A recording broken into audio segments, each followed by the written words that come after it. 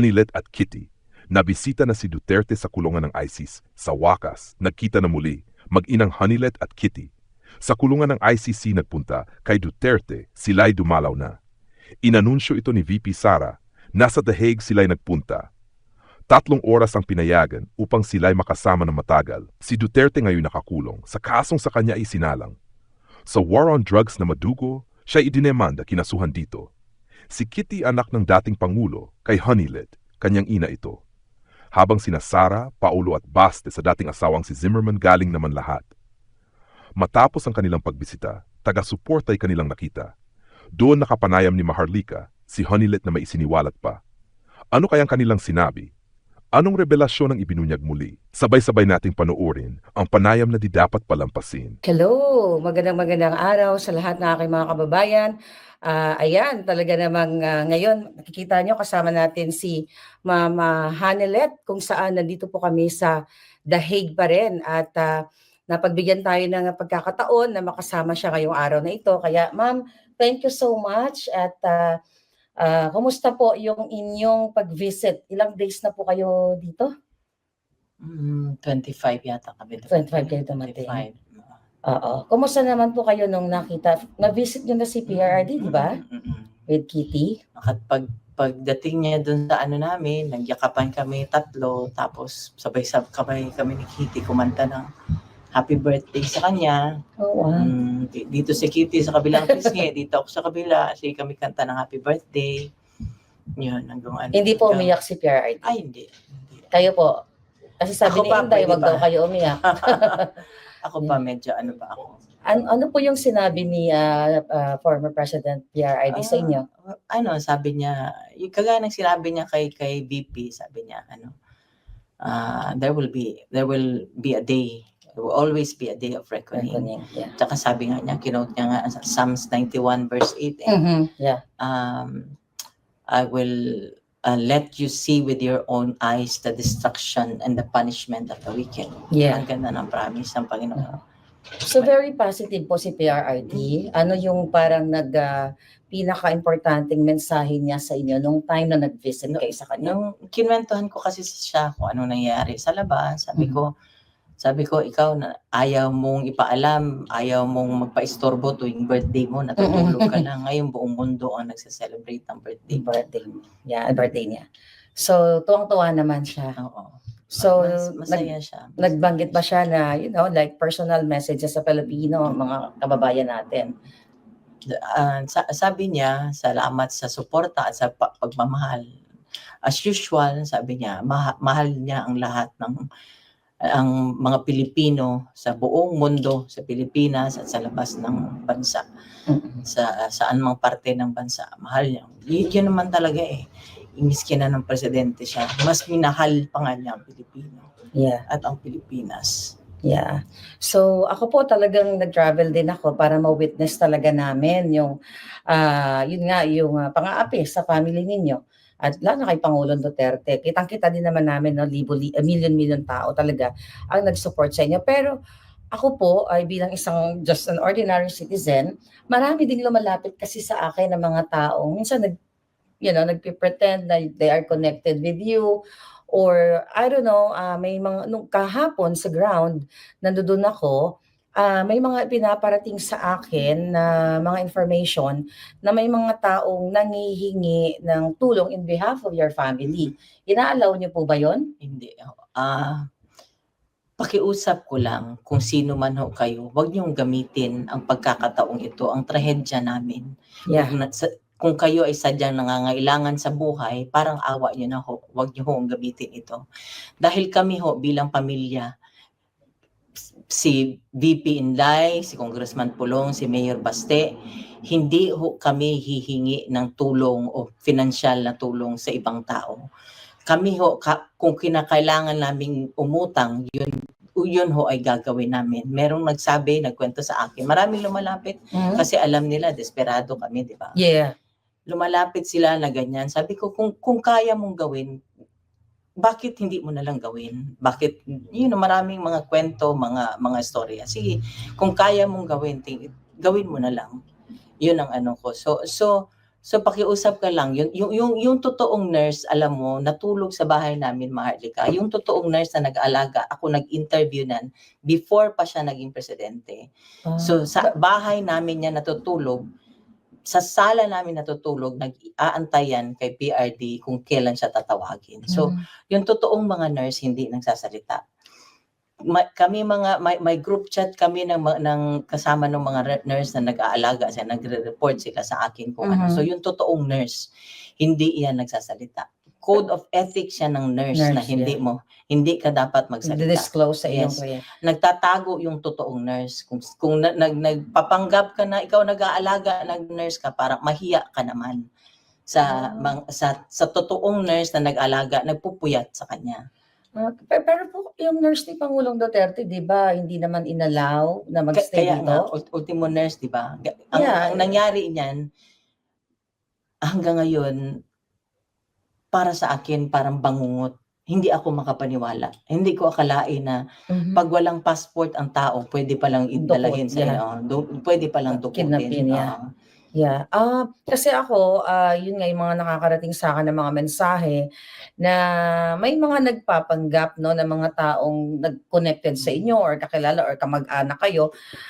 Yung iba hindi ko naman talaga kilala, kayo lang naman ang kilala kong mga relatives niya. So ang sa akin lang, ma'am, pinararating ko lang sa inyo kasi sa akin din may lumalapit kahapon nga po, may mga nag-aabot ng mga what do you call it, mga sobre, mga birthday cards. So sinasabihan ko sila na yung family ninyo, which is in-announce ni Inday, hindi nanghihingi ng financial help. But birthday greetings is fine. Birthday greetings, mga cards. Okay so meron yan. Kasi pala pampaano ng ano niya. Yeah. Dinala ko nga yung iba, pinasign ko na yung pinabati ko nga para lang maanuhan siya. Yung alam mo, para maanuhan ng yung spirits niya, gumaan yung loob niya, maging sumaya siya ng konti doon dahil sa mga pagbati ng mga tao. So kasi may mga nurse pa lang nagpapanggap. Ang alam ko parang may mga nagvo-volunteer dito sa Dahig, pero may mga nagpapanggap din pala ng mga nurse daw. Alam mo, ang nangyari niyan, siyempre ako nurse, registered nurse ako. Yeah. So, kinontak ko na sa pag alis pa lang nila, kumontak na ako, yung sa PRC sa Davao. Okay. Sabi ko, tulungan mo ako makahanap ng nurse doon. Dito. Sabi ko, sabi ko, whatever na i-remit, wire transfer ko ang sweldo niya papunta dito. Siya mag-alaga. Nakakontak ako, natawagan ko, ma'am, ganito. It turned out, wala lahat, bawal lahat. Ultimo yung nurse na personal nurse niya na before siya tumakbo ng presidente na in-interview ko. Kasi mabuting tao yun, mapagkatiwalaan mo talaga. When it comes sa pera, mapagkatiwalaan mo. Hindi pinasama. Kaya nga, nung tinawagan ko na, alam ko nakalanding na, nung tinawagan ko siya, nag-iyakan kami, ma'am, hindi kami pinasama. Yun ang So, yun, kami nga para lang mapaano ko sa inyo na ang pamilya namin hindi ho manghihingi o magsosolicit sa inyo ng kahit na anong financial na tulong. Kami nga ni VP Inday nagtutulakan. Nung nasa Davao pa ako, sinabihan ko na si Inday. Sabi ko, bigyan mo ako ng magpadala ako. Paano ko ipadala? Hanggang ngayon, hindi niya ako sinasagot. So, ganun kami. So, yung mga makapalang mukha dyan, parang awa nyo na. Parang awa nyo na. Yeah. So, for the record, mga kababayan, wala pong nurse si Pangulong Duterte dito sa Dahig except yung nandoon sa ICC kung sino man yung assigned ng institution. Tama po ba? Hindi ko talaga alam. Malabo ang ng loob sa loob. Hindi ko alam. Marami akong hindi alam. Pati sinasabi lang nila ganito. Basta ako, sinabi ko lahat. Anong sitwasyon niya. Sinabi ko lahat kasi medical, medical history niya. Yes. Kung ang niya. Yun lang ang kaya kong sabihin. Pero yung sila ang magbigay, yun ang mahirap kasi sila ang hindi nagbibigay ng kung ano ang information. Yun ang Pero yung medical history ni PRRD na i-forward na sa kanila lahat, tama ba sa ICC? Inaasikaso ng mga lawyers yata. Inaasikaso kasi kailangan, sino bang 80 years old ang hindi na kailangan ng healthcare, ng kalinga, medical attention, yes, medical attention. Whatever, di ba? 80 years old sino bang hindi na kailangan yan? Alam niyo, natuwa ako kasi I was there, no, na nagsasalta si Inday sa Taong Bayan. na nagkakasundo kayo dahil sa schedule kung paano mag take turns kayo sa pagbisita kay PRRD. Kami na mga sumusuporta kay PRRD sa family ninyo ay talagang natutuwa kami na sa ganitong klaseng sitwasyon ni PRRD, nagkakaisa po kayong mga magkakamag-anak. So yan lang yung tinitignan namin. Doon din kami humuhugot ng lakas bilang mga supporters ninyo. At ako naman nasa dahil for the first time na narinig ko sa inyo na mayroon palang nagpapanggap na mga nurses or whatever kay PRRD. So sana wag naman gawin yon. And alam ba ni PRRD po yun, yung mga ganong issue? Hindi niya na alam yun. Hindi ba na natin sabihin? Hindi ko na I tried, hindi ko na sinabi sa kanya anong situation after na umalis siya. Kasi talagang harassment. Yeah. Ako doble ang trauma ko nung sa Manila pa rin sa Davao. Doble talaga ang trauma ko. So my daughter was not in Davao at the time. Yeah. After na. So grabe, doble talaga trauma ko. Yeah. So we're here for you, Ma'am Hanilet. Gusto ko lang, i-inform sa ating mga kababayan. So far, ano po yung, nasang stage kayo ngayon? Na-accept nyo na ba totally na napakidna o inabdak ang Pangulo?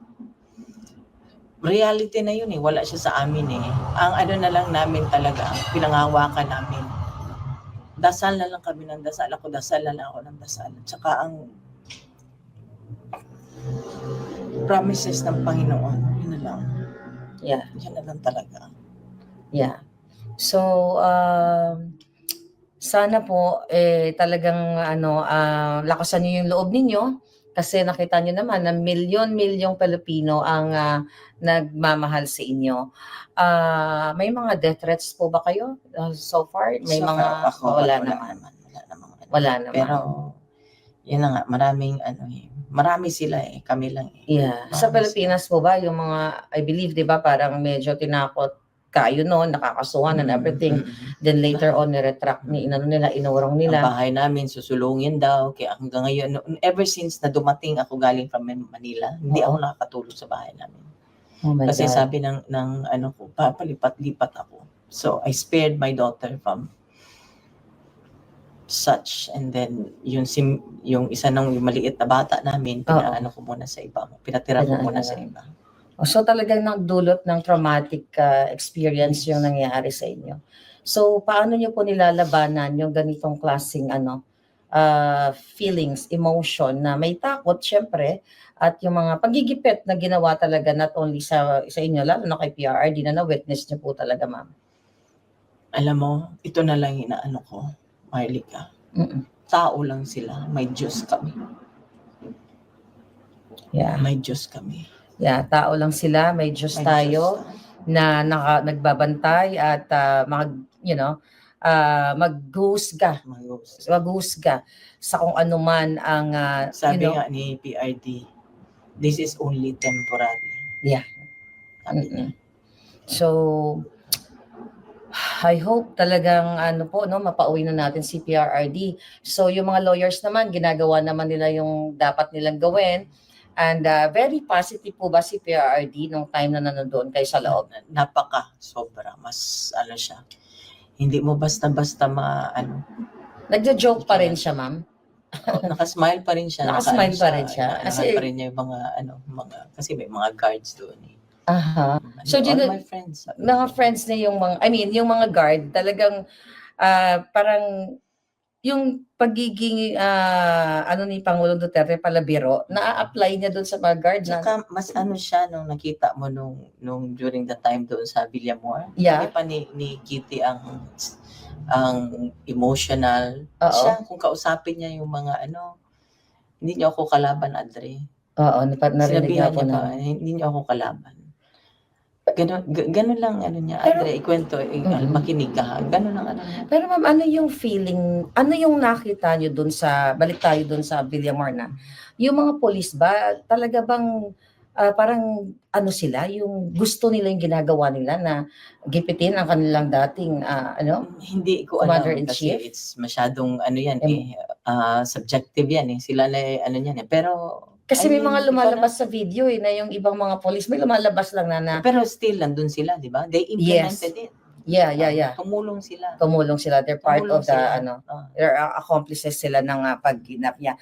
Pero yun nga, which is, grabe po talaga yung pagigipit sa atin, lahat tayo, kasi ako ginigipit din ako, pero mas on dito, na pag-uusapan na international, na nakikita talaga yung pagigipit kay Pangulong Duterte, at nakita din yung impact sa buong mundo kung paano siya pinrotektahan. So, panghuli na lang po, ano yung gusto nyong ibuhos na mensahe sa ating mga kababayan, yung mga gumagamit sa pangalan ninyo, yung mga nagsusolicit, yung mga sumusuporta? Na may nakausap na akong isa, kasi ako Marlica prangka ako eh.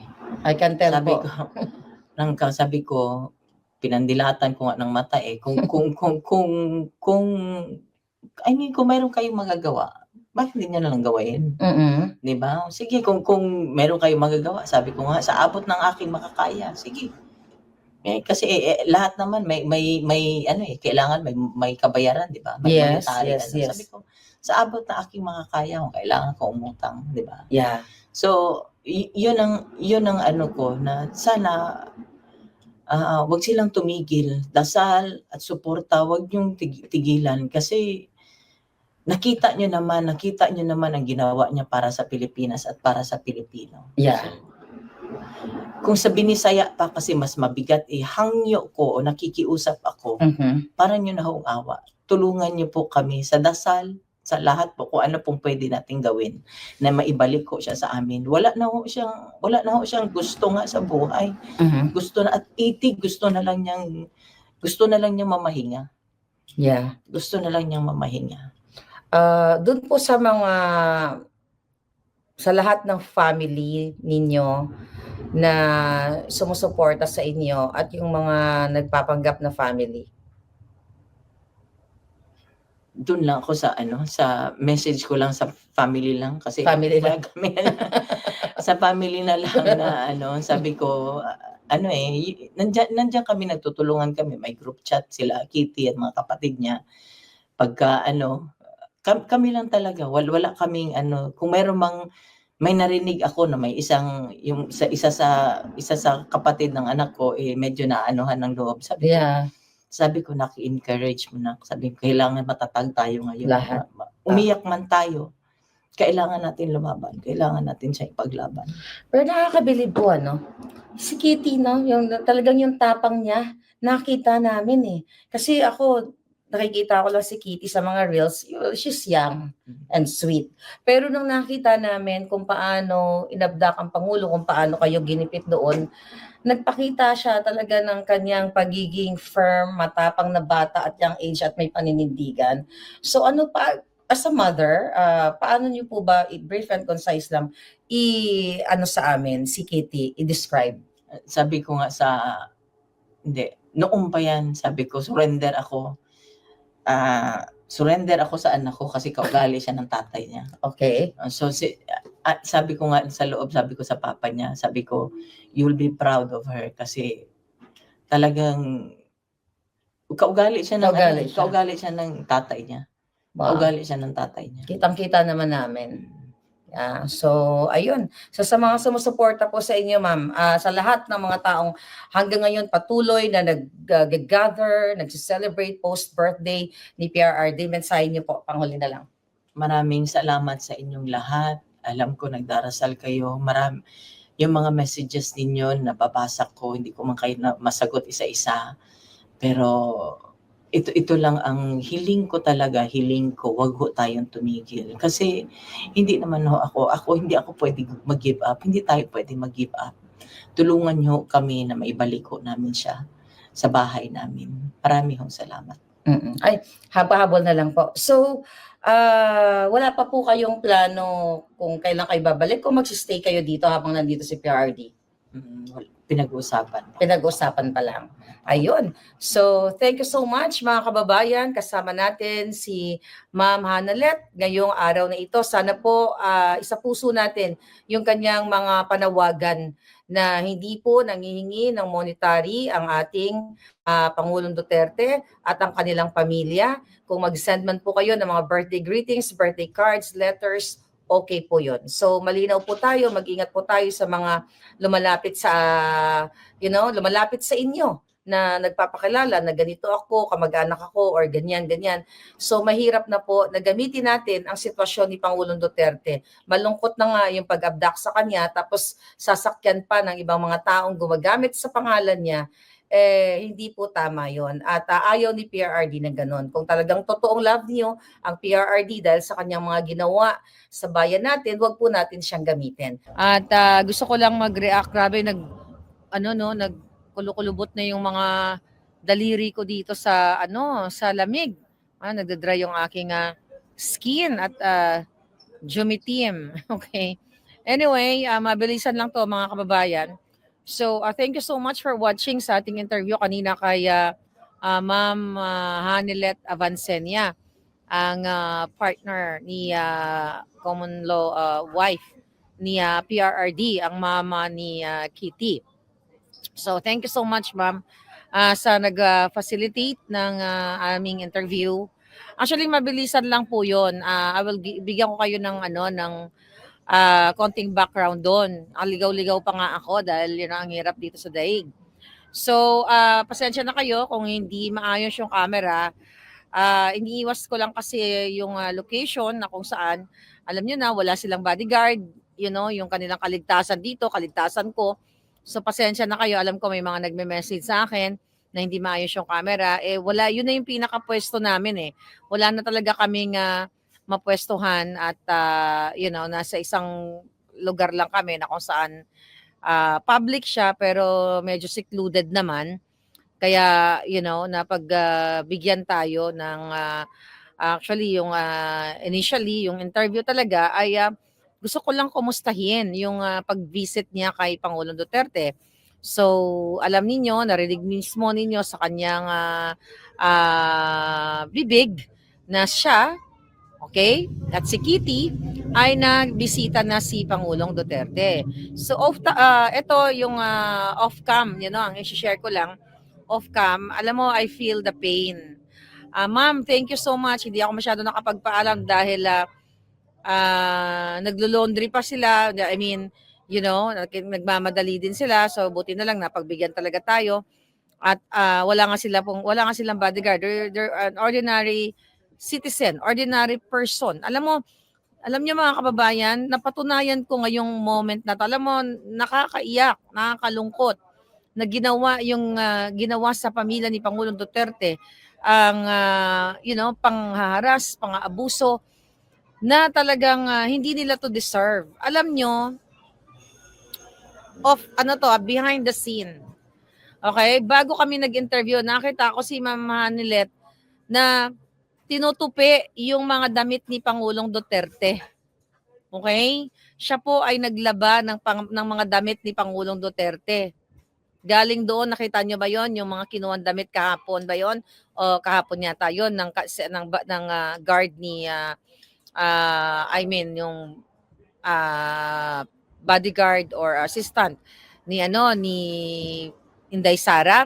So mga damit pala yon nga ni Pangulong Duterte. So inilaba ni Miss Hanilet. So thank you sa nag-facilitate ng short meeting. I really appreciate po talaga na nag-trust kayo sa akin. Ako naman, gusto ko lang naman tanungin talaga kung ano yung sitwasyon ni Pangulong Duterte. So I feel honored dahil nakita ko yung mga damit ni PRRD. Itinupi, isinalansan at ibibigay na muli doon sa kanya. Tapos yun na nga, ang ibig kong sabihin, kung ang Pangulong Duterte po ay nagnakaw ng limpak-limpak na salapi, they can afford na mag-hire magsama ng mga tao dito, para sa kanilang bodyguards, para sa kanilang security. Nag-Uber lang si Madam. Nag-Uber lang siya, nahinatid ko pa siya inassist ko pa siya, binitbit yung maleta ni PRRD, which is hindi naman natin pwedeng videohan yun ng bonggang-bongga. Nalungkot ako na lalo nung makita ko yung pagiging simple nila. Kasi alam nyo, mga kababayan, kung nagnakaw ang pamilya ni Pangulong Duterte, they can afford na mag-hire ng tagalaban nila. Magdala ng 2 tao, 3 tao, o sige, mamasihan kita langga. Pumunta ka, magkita tayo sa Netherlands or whatever, o ikaw ang maganito sa akin, ikaw maganyan. We're just the same level, the same ordinaryo na, you know, naglo-laundry. So nakita ko lalo ako nahabag na itong gobyerno ni Marcos Jr., itong mga pagbabato, pagbato nila ng mga kasinungalingan laban sa pamilya ni Pangulong Duterte, ako po mismo ang magsasabi sa inyo dahil na-witness yon ng 2 mata ko. Na-witness ko na naglalabas si Madam, si Miss Hanilet, nagtutupi, ng kanyang walang kaarte-arte, 'di ba? At hindi naman yan sila nagyayabang, nagaling sila sa Buena Familia or whatsoever. But of course, we all know na she is a registered nurse at may business at hindi talaga katulad ng mga taong bumabato sa kanila. So, yun na nga ang panawagan niya. Sana po pakinggan natin. Ako naloka din ako sa revelation niya, na marami palang nagpapanggap. Na narinig yun naman, nagpapanggap na nurse ni Pangulong marami ba? I don't know. I really don't know kasi hindi talaga ako updated sa mga balita pa ngayon sa Pilipinas. Dahil yung mga videos ko, yung mga pictures ko nga, hindi ko nga ma-download, hindi ko nga matawag doon, hindi ko nga ma-post dahil talagang pagod. Syempre, magkaiba ng oras, di pa rin ako nakakatulog. 3 hours lang laging tulog ko kaya nag-break out yung skin ko eh. Alam niyo yon. So, ganun pa man, ang panawagan talaga sa akin, Miss Maharlika, sabi niya, sana tulungan niyo kami. Sabi niya na gamitin naman yung platform ko na manawagan sa taong bayan na hindi kami nanghihingi, hindi kami nanglilimos sa mga OFW o hindi kami nagmamakaawa o nanghihingi ng monetary. Wala pong ganon. Kung ano man yung mga expenses ni PRRD, pagtulong-tulungan nilang magpamilya. Ang sabi nga niya, kung kailangan siyang mangutang, gagawin niya and everything. Just 1 second. Palangga? Hindi pa, nakasakay na kayo? Okay. Text mo ako pag nakasakay na ako kasi malapit lang ako eh. Pag nakasakay kayo, text mo ako, ha? Okay, bye-bye. Okay. Ngayon. Nalaglag na yung mga grabe. Okay. So anyway, mga kababayan, so yun lang ang pinakikausap ni Pardy kasi sa akin marami talagang marami din na nagme-message sa akin eh. Alam mo yon, na Miss Marley, kakilala mo ba si ganito? Ayoko na lang mag-mention ng pangalan kasi they're asking ganito ganyan. So wag po sana natin gamitin ang ang kidnapping na ginawa ng gobyerno ni Bangag. Wag nating gamitin yung sitwasyon ni Pangulong Duterte kasi ako nung March 23 I was there, 'di ba, sa malaking event. Na-witness na 'yon, mga palangga. Merong nag-abot ng pera, 'di ba? Ang sabi sa pera at saka letter. Sabi sa akin, I think 50 euros 'yon. Si Kuya, for sure, sabi niya, Miss Marlica, pakibigay naman to kay PRRD. Ang sabi ko doon, hindi po nanghihingi ng tulong, ng cash ang Pangulong Duterte. Kung gusto nyo na mag-donate, pumunta kayo doon sa charity na sinasabi ni pangalan yan, ni Inday Sara. So, yun lang pang gusto niyang liwanagin. Alam ko maraming gumagamit talaga politically, ang daming gumagamit kay PRRD. So, wag natin sanang gawin 'yon. Kasi hindi tama. 'Di ba? Hindi tama na mangungulekta tayo ng pera para sa kanila. Dahil hindi sila nanghihingi. Scammer 'yun. 'Di ba? Tandaan nyo, ang mga kinakalaban ko sa mga kaso-kaso ko, mga scammer. 'Di ba? So, wag tayong tumulad. Okay, sa mga taong ito. But anyway, grabe, malamig na dito. Ayan, nag-ano na tayo. Ito na naman ang outfit natin dahil naubusan na tayo ng damit. So, maglo-laundry din kami mamaya. Nakakalungkot kasi hindi po natuloy ang prayer rally namin kanina kasi hindi po talaga na-approve ang permit dito sa Hong Kong. Sabi ni Don Facundo Badi. Talaga ba?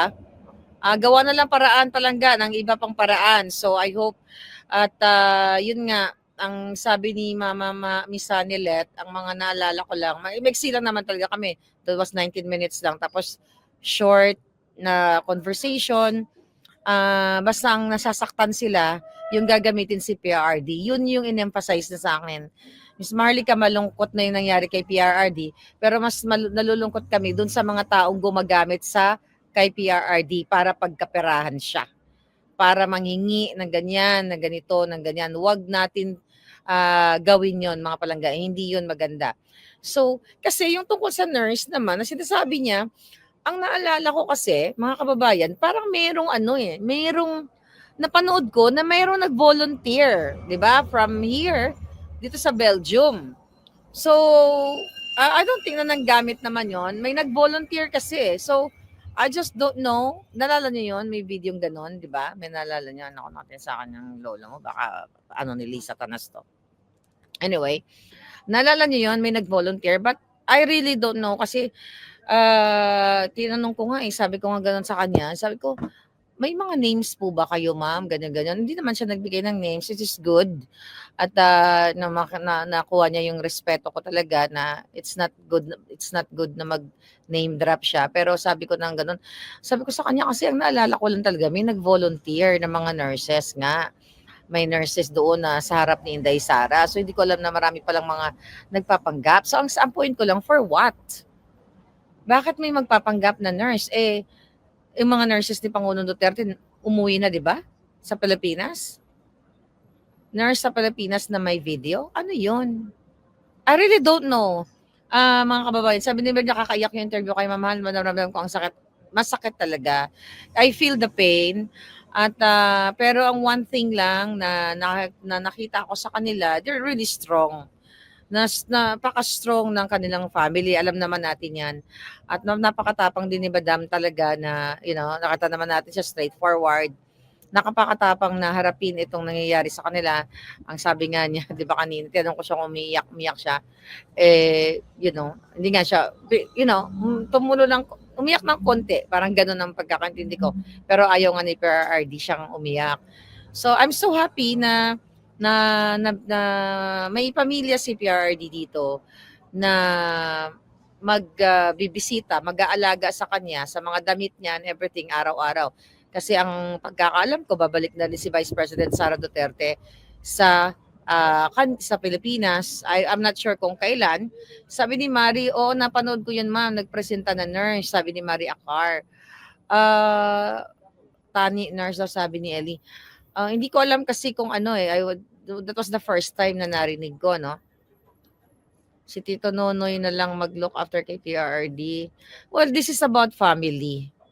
Na-acknowledge at na-appreciate lahat yung ating support kay PRRD. Pero talagang at the end of the day, family lang talaga ang sasandalan ni PRRD. So, pamilya lang talaga. At yun ang nakukuha kong mensahe sa kanya na ibigay natin sa kanila itong moment na ito at wag tayo gumawa ng mga bagay na magpapanggap o yun nga magsusolicit lagi niya paulit-ulit para sakay. Hello?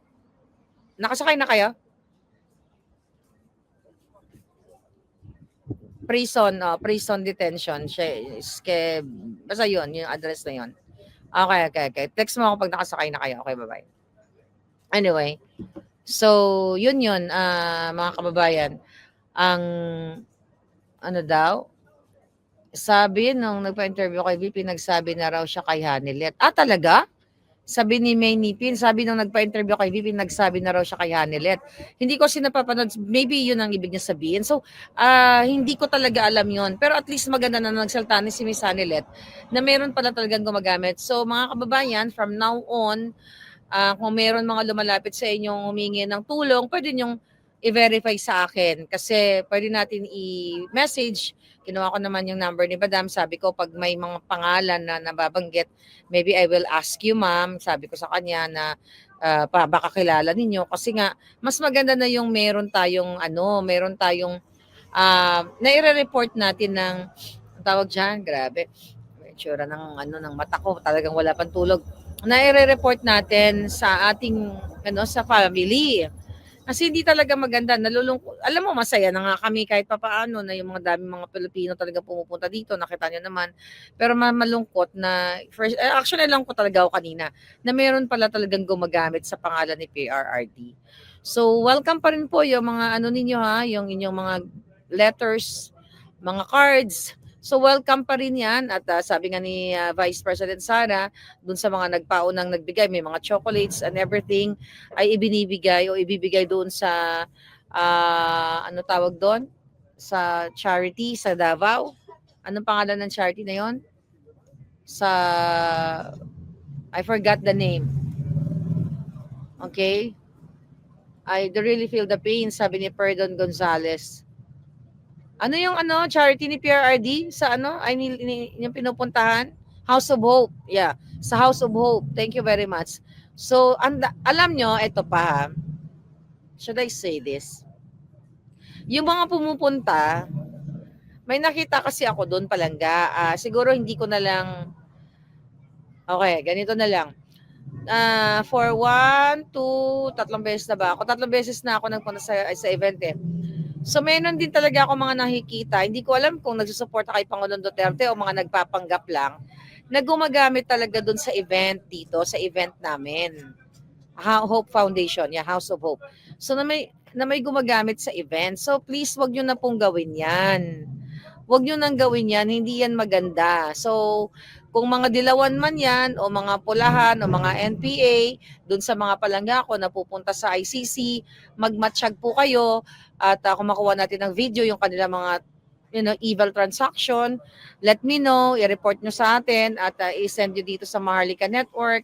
Ayan po yung ating email. So gawin natin, tulungan natin ang pamilya ni Pangulong Duterte na mapigilan itong mga taong to. Ako, mga kababayan, I'm proud to say sa inyo na ako po wala akong intensyon politika. Hindi ako nandito para, kung ano man mga political ko, magpa-appoint ako kapag si Inday ang naupo, wala pong ganun. Dahil kung gusto ko yung ganun, dapat doon pa lang sa Bangag administration, hindi na ako nag-expose ng kanilang mga kasalanan. I'm here, unconditional support. I want to show sa aking mga palangga dahil, ang laban natin since 2016 for PRRD is totoo. Ngayon, hindi lang ako makapunta sa Pilipinas kasi gugurgurin ako ng mga demonyo, kaya nagkaroon ako ng chance na mabadalaw si di ko naman nakita si PRRD at pakita yung support. Alam niya na mga kaibigan ko, sabi ko pag pumunta si PRRD sa labas ng bansa o kung saan man, gusto kong puntahan. Nung sa Hong Kong nga, dapat nandoon ako, kaso lang kararating ko lang din yun galing sa Europa, na-invite din ako doon, which is hindi talaga kinaya ng power squad. During that time, may sakit pa rin ako.